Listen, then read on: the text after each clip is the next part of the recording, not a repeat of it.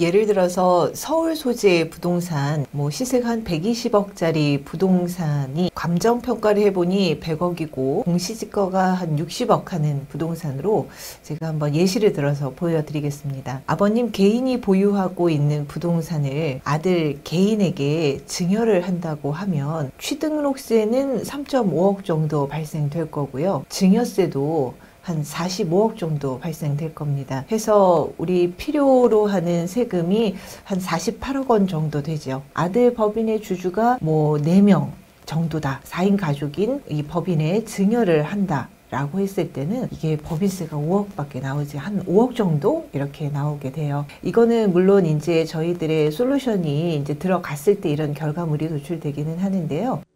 세금 때문에 고민하는 대표님께 최하영 고경미 세무사가 CEO를 위한 절세 솔루션을 무료로 드립니다. 더보기란을 참고하세요. 오늘은 부동산 승계 전문 고은경 센터장님 나오셨습니다. 안녕하세요. 네, 안녕하세요. 오늘 얘기해 주실 거는 어떤 내용이죠? 오늘의 주제는요. 어떤 말씀 드릴까 하다가 제가 빌딩의 현물 출자 법인 전환 이거 기준시가로 가능한가 이 질문이 조금 요즘 들어왔었거든요. 작년에 좀 핫했죠. 이 현물 출자 법인 전환이 되냐 안 되냐 이런 이슈들 때문에 많이 실행들을 하셨다가 올해도 할 수 있는 상태이기 때문에 지금 그때 아쉽게 못했던 분들이 또 많이 아직도 의뢰가 들어오세요. 또 사실상 이게 법이 또 어떻게 개정이 될지 모르기 때문에 작년에 살짝 버스를 놓치셨다고 하면 얼른 지금은 뛰어가서 잡아 타셔야 하는 상황이거든요. 사실 양도세 유예가세 받냐 안 받냐 때문에 사실 이게 네. 이슈가 됐었는데 네네. 지금도 가능한 걸로. 네네, 지금 가능합니다. 하지만 또 언제 바뀔지 모르기 때문에 말씀드렸듯이 작년에 고민하셨다가 시기적으로 좀 못한 상황이 있으셨던 분들은 빨리 지금 다시 시작하시는 걸 추천드립니다. 아마 그 세수가 부족해서 지금 네. 임대사업자분들이 네.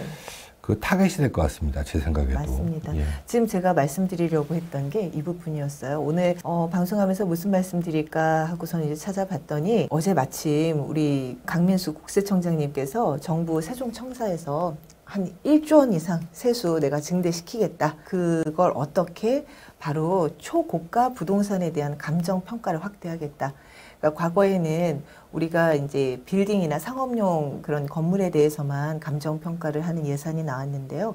이제부터는 우리 주택이나 고가 아파트 이런 것들도 감정평가를 확대해서 그러니까 23년도에 한 56조 원 세금이 덜 거쳐졌고요.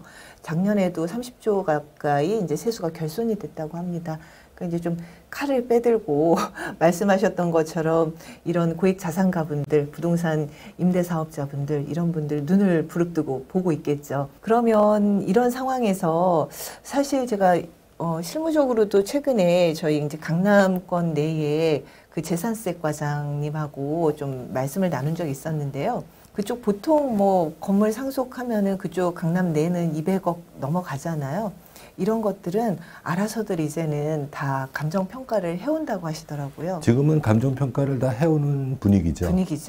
그러니까 처음에 한 예산이 거의 10억 원 정도 이렇게 잡혔을 때 우리 감정평가 할 수도 있다라고 하니까 하시는 분도 있고 안 하시는 분도 있었는데 지금은 최근까지 제가 들은 바로는 한 90억까지도 감정평가 예산이 이렇게 올라왔습니다. 근데 이제 그걸 더 늘리고 또 우리 주택까지도 확대시키겠다라고 한 상황에서 우리가 이런 현물출자 법인 전환 감정평가가 아니고 기준시가로 해도 되냐 이런 얘기를 많이 물어보시거든요.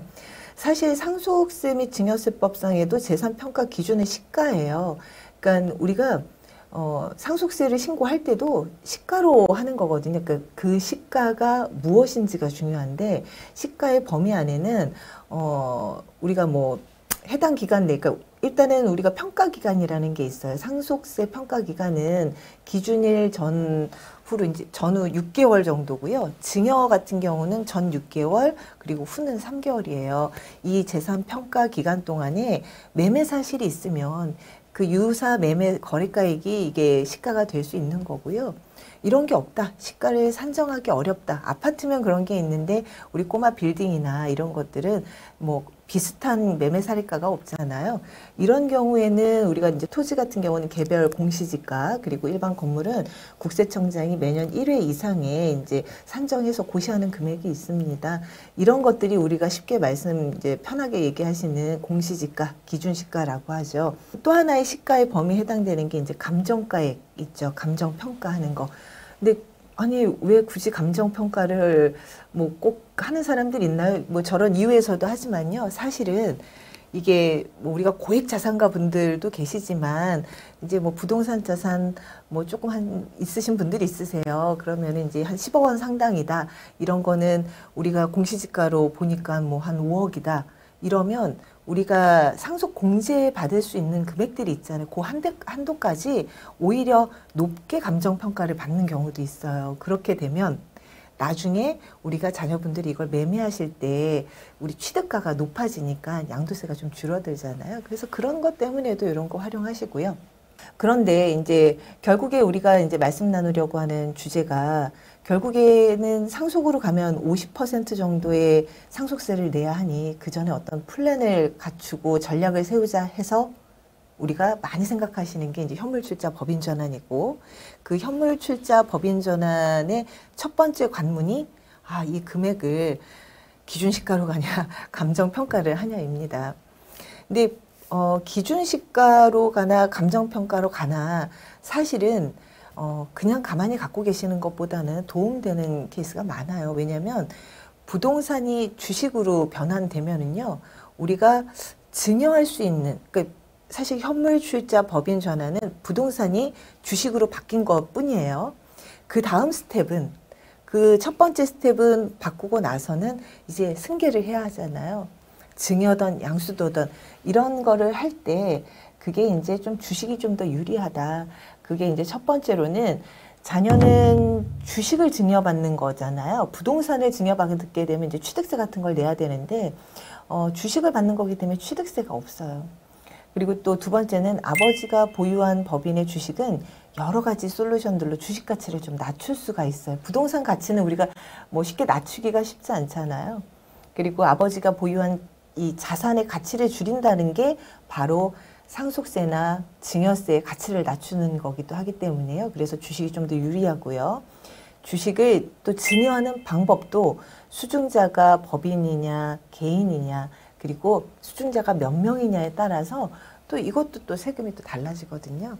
한번 좀 보시기 쉽게 한번 이 표를 보면서 말씀 나눠볼게요. 예를 들어서 서울 소재의 부동산, 뭐 시세가 한 120억짜리 부동산이 감정평가를 해보니 100억이고 공시지가가 한 60억 하는 부동산으로 제가 한번 예시를 들어서 보여드리겠습니다.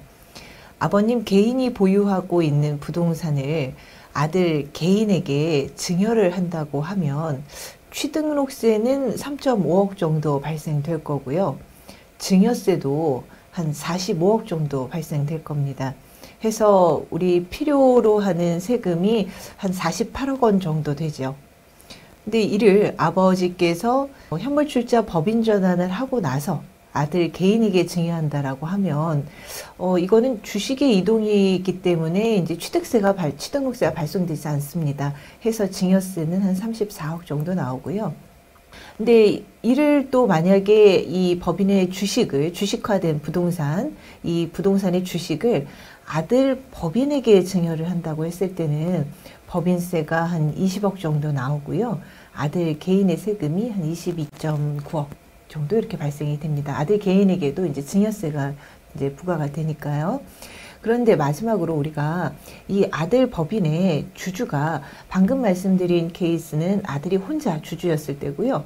아들 법인의 주주가 뭐 4명 정도다. 4인 가족인 이 법인의 증여를 한다라고 했을 때는 이게 법인세가 5억밖에 나오지 한 5억 정도 이렇게 나오게 돼요. 이거는 물론 이제 저희들의 솔루션이 이제 들어갔을 때 이런 결과물이 도출되기는 하는데요. 어쨌건 이를 통해서 보셨을 때 부동산 개인으로 소유하고 계신 걸 자녀 개인한테 증여를 한 것과 주식화 시켜서 자녀인 법인에게 증여를 했을 때는 상당히 큰 금액이 절세된다는 것을 볼 수 있습니다. 방법이 여러 가지다 보니까 우선 기준시가냐 감정가냐를 떠나서 현물출자 법인 전환을 많이 생각하시는 것 같고요. 그러면 현물출자 법인 전환, 사실 기준시가도 공시지가도 이제 시가의 하나이기 때문에 할 수는 있습니다. 할 수는 있는데 우리가 몇 가지 좀 걸림돌이 있어요. 우리는 일단 이제 국세청에서도 볼 때 이 기준시가를 인정해 줄까 이런 것도 봐야 되는 거고요. 또 하나는 요즘에는 지방세에서도 감정평가를 또 할 수도 있는 그런 추세거든요. 그러다 보니까 이런 두어 가지의 문제점 걸림돌을 잘 해결해서 우리가 기준시가로 했다고 해도 그 다음에는 우리 그 다음 스텝인 주식을 이제 이전을 시켜줘야 하잖아요. 여기에서도 또 조금 걸림돌이 발생이 됩니다. 그러니까 첫 번째 현물투자 법인전환을 할 때 공시지가로 하냐 감정평가를 받아들냐 네. 이게 이제 고민인 거고, 두 번째는 법인전환 한 다음에 네. 그 다음에 이 주식을 자녀한테 승계할 때 공시지가로 증여해야 되냐 아니면 이제 감정평가를 받아들냐 이런 부분에 문제가 있겠네요. 네, 승계할 때 이 주식은 부동산이 아니라 이제 주식으로 돼 있기 때문에요. 이제 주식은 또 다시 보충적 평가 방법으로 주식 평가를 해야 되거든요. 이럴 때 여기 이제 보시면 주식 평가 방법에 이게 사무처리 규정이에요. 그래서 상속세 및 증여세법에서 감정평가 대상 및 절차거든요. 여기 보시면은 부동산 과다 보유 법인이 보유한 부동산 이 주식은 주식 평가를 할 때 이 부동산에 대해서 감정 평가를 할 수도 있다라는 내용이에요. 그러다 보니까 뭐 우리가 어떤 솔루션을 쓰느냐에 따라서 이렇게 또 한 번 감정 평가를 해야 되는 걸림돌에 부딪힐 수 있거든요. 그러면은 그냥 기준시가로 하지 말라는 얘기인가 하실 수 있을 것 같은데요. 제가 드리고 싶은 말씀은 기준시가로 할 수도 있습니다. 할 수도 있는데. 그러면 현물출자도 그러니까 공시지가로 할 수 있고, 그리고 상속증여도 사무처리 규정은 있지만 공시지가로도 할 수 있다. 네, 있는데 사실은 좀 방법이 조금 적죠. 그리고 시간도 좀 오래 걸려요. 왜냐하면 어떤 증여나 이런 저희가 이 주식을 자녀에게 승계하는 과정이 여러 가지 솔루션이 들어가는데요. 몇몇 가지 솔루션은 좀 쓸 수가 없는 것들이 있어요. 그래서 이런 케이스에는 사실 결론을 말씀드릴 수도 있는 건데요. 저는 이 승계라는 거는 어떻게 기성복이 없어요. 정말로 이렇게 맞춤복을 맞추셔야지 되는데 어떤 상황에서는 기준시가로 하는 게 유리하실 수도 있고요. 어떤 상황에서는 이게 의미 없는 일이 될 수도 있어요. 예를 들면 한 200억짜리 부동산이에요. 강남권이면 취등록세가 9% 이상이니까 한 18억 정도 나오죠. 아버님께서 이렇게 해서 200억짜리를 하시고 나서 법인 전환 하시고 나서 그리고 세금 다 냈는데 상속이 개시가 되면 그러면 아드님, 그러니까 상속이 개시가 되면은 이제 이 주식이 바뀐 게 아니잖아요. 그렇기 때문에 이 주식은 상속증여로 넘어가야 하니까 이제 주식 평가할 때 기준시가로 했다 손 쳐도 다시 우리는 그 주가 평가를 할 때 그 감정 평가를 받아야 되는 거예요. 그러니까 법인 전환을 이렇게 많은 비용을 들이고 했는데 네. 5년 안에 돌아가셔서 뭐 바로 무슨 바로 돌아가시면 뭐 이게 상속증여세법에 걸리니까 다시 네. 감정평가를 해야 되는 거군요. 네, 그러니까 사실 이런 절차가 굳이 왜 있었나 싶으실 수 있고 또 하나는 만약에 그냥 상속으로 이 부동산을 상속받으셨다라고 하면 취득세율도 9.6%가 아니라 이제 서울인 경우에요. 그럴 때는 우리가 상속으로 했을 때 한 4%대거든요. 그럼 취득세도 반이나 이렇게 줄어들고 또 장점은 말씀드렸듯이 취득가 자체가 상속가이기 때문에 상속상제 시가이기 때문에 이렇게 받으시고 나서 또 재매각하실 때는 양도 차익이 없기 때문에 그래서 저는 아버님, 그러니까 이제 보유하고 계신 분의 연세나 그리고 또 현금성 자산이 있으시다고 하면 그러면은 제가 볼 때는 우리 기준시가로 해서 현금성 자산이 좀 많으신 경우에는요, 해도 좀 단기간에 이거를 좀 승계 작업을 할 수 있는 방법들도 있어요. 그래서 좀 케이스마다 다르다. 이제 이게 사실은 제가 드릴 수 있는 답은 그래요. 뭐 하냐 마냐 방법은 다 가능하기도 하고 하지만 우리 상황이 제가 어떠신지를 모르기 때문에 뭐 저희뿐만 아니라 다른 곳에서라도 좀 상황을 전문가분들에게 내 상황은 이런데 이게 기준시가로 하는 게 이제 기준시가로 했다 손 쳐도 그 다음에 상속증 뭐 이렇게 승계 과정에 있어서 이것도 감평을 안 해도 되는지 이런 것들을 좀 알아보고 가시는 게 맞을 것 같습니다. 알겠습니다. 아마 이 부동산을 감정평가를 받아야 되는지 아니면 그냥 공시가로 해야 되는지는 다들 고민인 것 같습니다. 사실. 예, 다들 고민인데 꼭 기준시가를 하시고 싶다 그러면은 저희 그렇게 해드린 케이스들도 있는데 이제 보시고 좀 하시는 게 좋을 것 같다. 예, 그리고 결국에는. 그리고 또 이제 그 각자 컨디션에 따라서 어느 게 유리할지 또. 현금도 좀 있으시고 연세가 좀 이렇게 좀 젊으시다 그러면은 방법 있습니다. 그거 해드릴 수 있고 연세가 좀 있으시고 현금성 자산은 많지 않으시다 이러면은 별로 추천드리고 싶지 않나요? 알겠습니다. 오늘 그 부동산 현물 출자 부동산 감정평가냐 아니면 공시가냐에 대해서 고은경 센터님하고 얘기 나눠봤습니다. 오늘 여기까지 하겠습니다. 감사합니다. 감사합니다.